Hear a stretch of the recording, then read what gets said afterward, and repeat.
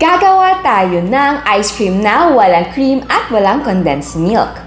Yes po, tama ang rinig ninyo, hindi tayo gagamit ng all-purpose cream at condensed milk. Dalawang recipe ang gagawin kong ice cream dahil gagamit ako ng dalawang klaseng milk. Ang isa ay full cream milk at ang isa naman ay evaporada. Kaya abangan nyo ang taste test para malaman nyo kung ano ang mas maganda. So, unahin natin gawin yung ating ice cream na ang gamit natin ay full cream na milk. Una, ilagay natin yung ating gatas. Ito ay Bear Brand. Tapos, lagyan natin ng sugar. Sa tamis, pwede kayo na mag-adjust. And then, lagyan natin ng cornstarch. At ilagay na natin ang ating full cream milk. And sa flavor naman, kung gusto mo simple lang, pwede maglagay ng vanilla essence. Pero hindi na ako maglalagay dahil maglalagay tayo mamaya ng Oreo. So, i-mix natin ito until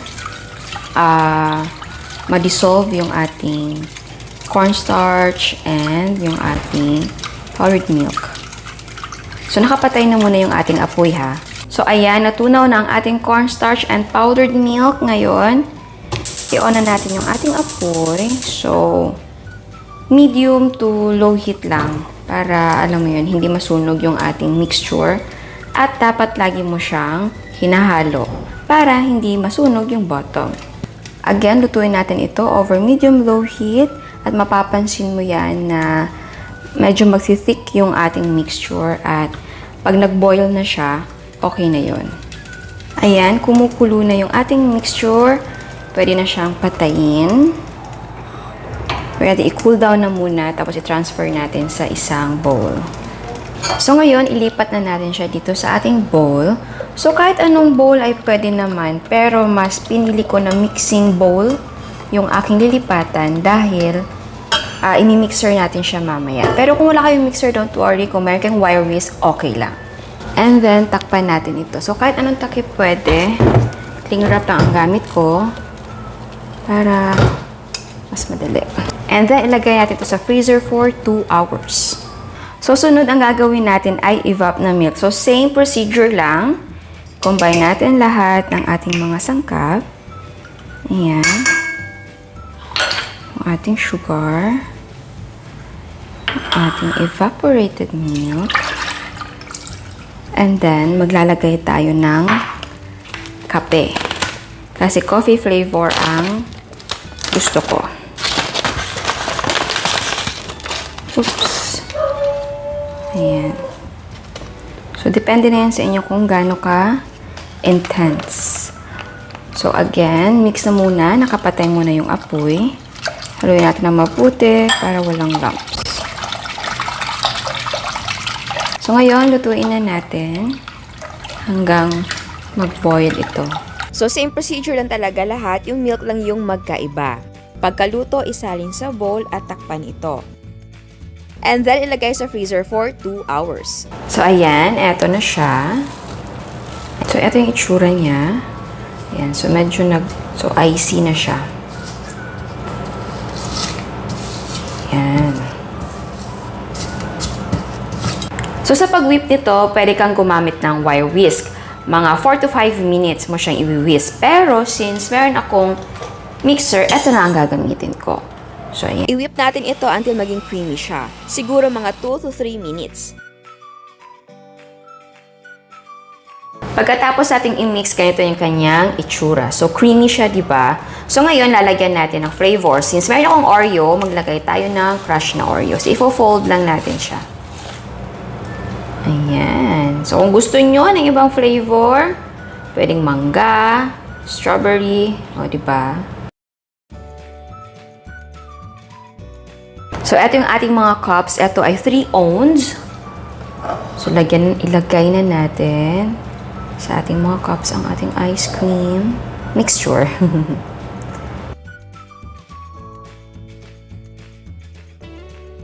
Tapos, takpan na natin ito at i-freeze natin overnight. At kung gusto nyo naman na sa malalaking container ilagay, pwedeng-pwede. Lalo na kapag pambahay lang. Ito kasi pwede mo siyang inegosyo. Eto naman yung ating coffee. Ayan. Ayan. Ayan. I-whip na natin ito.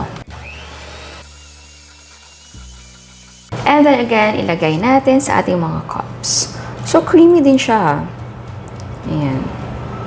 Actually, mas creamy si evaporated milk compare sa full cream milk.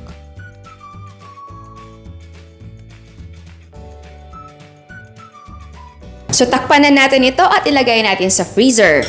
So, ayan, eto na sila, matigas na. So, pwede ka na maglagay ng topping. So, ilalagay ko lang ay chocolate chips.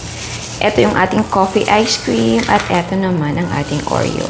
So, pwedeng Oreo, crush Oreo yung ilagay mo dito. At ayan, eto ng ating ice cream na walang all-purpose cream at walang condensed milk. Pero bago tayo mag-taste test, sa hindi pa nakasubscribe, please subscribe sa ating YouTube channel and please click the notification bell and please click all para ma-notify kayo sa lahat ng uploads. So, ayan, titikman na natin. Pero bago yan, gusto kong ipakita sa inyo na ano yung difference kung yung ginamit ko kasi is full cream milk at yung evaporated milk. So, eto yung ating full cream na milk. Hindi ko lang alam kung kita nyo. Lalapit ako. Ayan. So, eto yung ating full cream milk. Kung napapansin nyo, para siyang nag-separate. Tapos, eto yung ating gawa sa evaporada. So, yung pag-whip ko ng ating mixture, talagang mapapansin mo yung difference nila. Etong Alaska Evaporada, mas okay siya, mas creamy yung dating niya compare dito. And nung yun nga, nilagay ko na siya sa freezer, napansin ko agad yung difference nila. So, gumawa ako ulit para talagang malaman ko kung ako ba ang mali or dun talaga sa gamit natin na gata. So, eto yung Oreo flavor na ice cream na gawa sa Alaska na Evaporada. So, eto yung result niya. So, mas maganda talaga siya tignan. So, ngayon, sa lasa tayo at sa texture. So, una natin titikman ay yung ating ice cream na gawa sa full cream milk. Ayan. So, ayan siya. So, gusto ko makita nyo sa malapitan. Ayan, eto yung itsura ng ating ice cream na gawa sa full cream milk. Ayan. So, tikman natin. Okay lang ba? Nilagay ko yung mic dito. So, ayan, tikman na natin.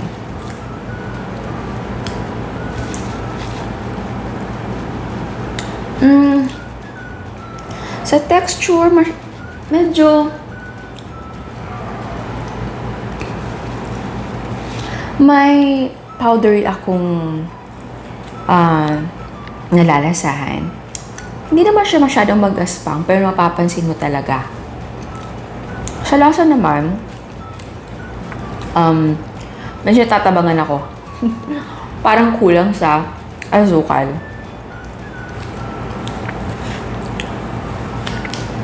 Kung sabihin mo ice cream, parang ganun. Meron lang siyang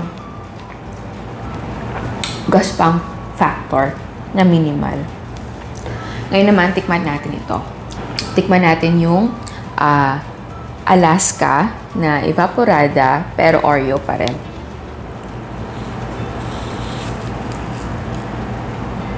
Gusto niyo makita sa malapitan? Ayan, ito yung ice cream natin na gawa sa Alaska Evaporada. So, ganyan yung texture niya. Ayan. Ayan siya.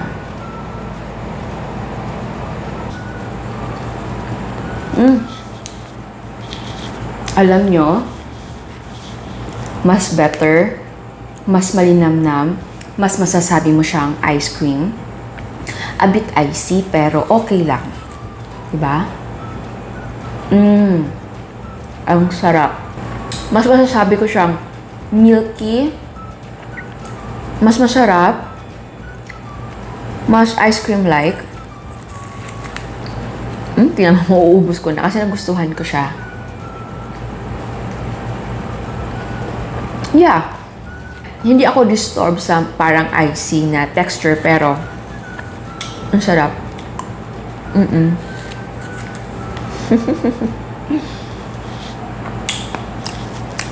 Mas type ko to. Sunod naman tikman natin yung ating coffee.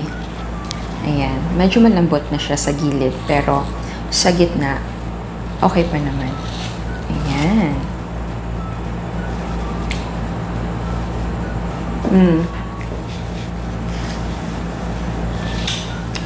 So, mas malinamnam siya. Kung sa tamis, kung gusto mo mas matamis, okay lang. Pero ito ang malinamnam. Hindi ko lang alam kung sa brand din ng full cream milk, bakit nagkaganon. I was expecting na mas okay si full cream milk kasi nga, alam mo yung mas creamy siya dapat. Kasi nga, mas marami siyang fat i-compare mo sa evaporada. Pero, mas nagustuhan ko talaga. And for me, mas okay na evaporada yung gamitin kung gusto mo gumamit ng ganitong klaseng ice cream. Na hindi ka gagamit ng cream and condensed milk. And, alam nyo, mas mura siya. Kasi si Alaska na evaporada ay nasa 26 point something pesos. Kaya kung gusto mo ng ice cream na alam mo yung wala masyadong gastos pero alam mo yung may tatawid mo yung araw na di ba sobrang init ngayon. So, eto. Ang gusto mo magnegosyo na abot kaya sa bulsa talaga. Eto kasi kung full cream milk ang gagamitin mo, parang hindi ko siya ma-recommend dahil nga sa texture niya. And I think mas mahal si full cream milk compare mo sa Alaska. Alam niyo, meron pa akong gustong gawin sa ganitong klaseng recipe, hindi lang parang ice cream at gawin ko na lang. Talagang nagustuhan ko siya.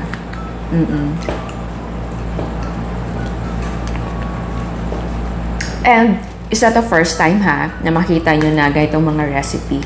Meron din siya sa ibang mga YouTuber gaya ng, I think Chinese ata yun, and mga Indian, gumawa sila ng ganito. Ang sarap. Kaya sabi ko, wow, amazing. Walang cream and condensed milk. Tapos, ang dali lang and ang mura ng sangka. Yun lang, hindi ko alam kung anong gamit nilang milk doon kasi ang sabi lang is milk. Powdered milk and milk na liquid, yun. So, sabi ko, ano kaya yun? So, ayun, nag-decide ako na gumamit ng full cream milk kasi akala ko yun ang gamit nila. And sabi ko, try natin na may evaporated milk kasi nga, mura sa atin si evaporated milk. So, ayun. Buti na lang kasi mas masarap. Mas ano siya. Mas nagustuhan ko talaga. Naubos ko. Sarap. Mas perfect siya for me. So, kung gusto yung gumawa ng ganito, pwede naman na plain, like, lagyan mo lang ng vanilla essence kung walang stock or kung ayaw mo ng ibang flavor.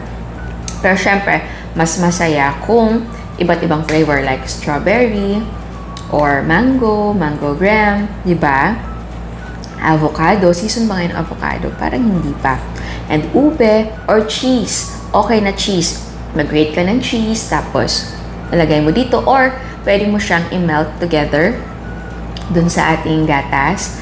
Pwedeng ganon. Diba? Ang saya. Ay, mga ice cream, gaya ng sorbetes natin dito sa Pilipinas, ay may coconut milk. Actually, mayroon akong recipe nun.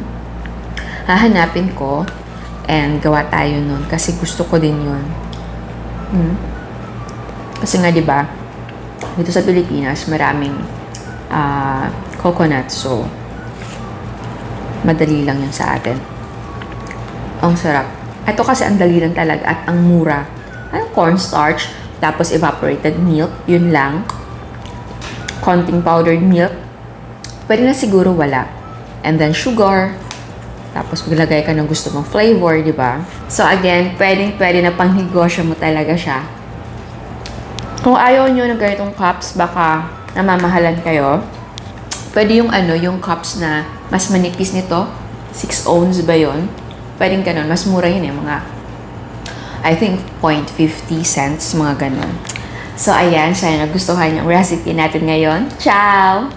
Ang nagawa natin ay 10 cups na 3 ounce. Ang cost per yield ay 5 pesos and 30 centavos. So, pwede mo ibenta ng 8 to 15 pesos ang isang cup, depende yan sa flavor na ilalagay mo. Again, ang selling price ay magdidepende kung magkano ang mga presyo ng mga sangkap sa inyo. At bago akong magpaalam, meron another dose of inspiration. Ito ang lumpiang sariwa ni Sir Anthony. Meron siyang dulce de leche, puto pao, at eto ang kanyang mga cakes.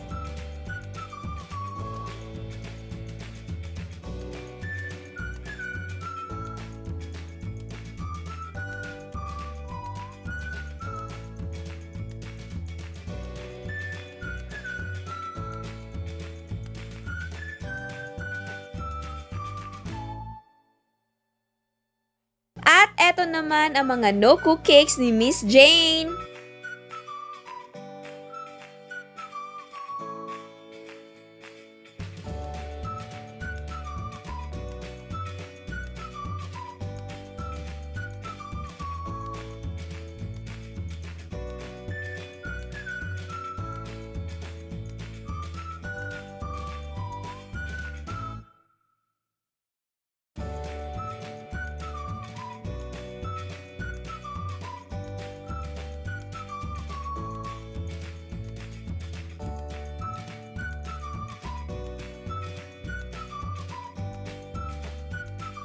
And again, salamat sa lahat na nagpapadala ng mga photos nila. Talaga nakakatakam at nakakamangha ang mga gawa ninyo. Talaga napapasaya nyo ako at ang gaganda ng mga gawa ninyo.